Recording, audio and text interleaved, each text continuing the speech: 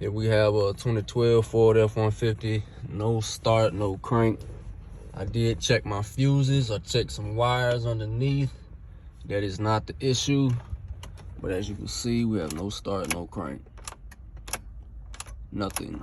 All right, okay, let's walk around. Walk around this. You're gonna wanna pull this panel off.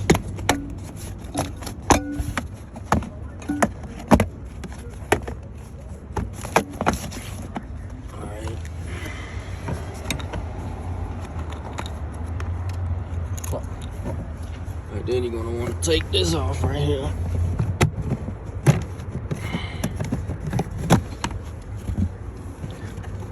Pull this kicker panel off without breaking it. And my hands are ashy. Oh man. Alright, got that off. And there's gonna be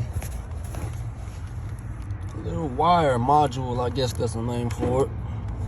I had someone in here yesterday and it was cluttered around here and they had their foot on this, so I guess they loosened it up. So I got the truck started, as you can see, and this is what I did. See this little gray thing right here?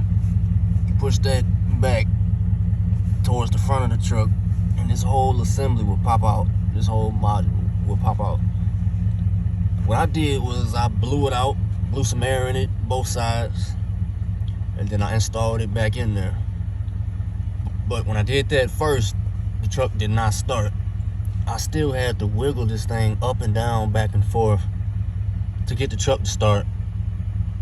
So that's just a little temporary fix.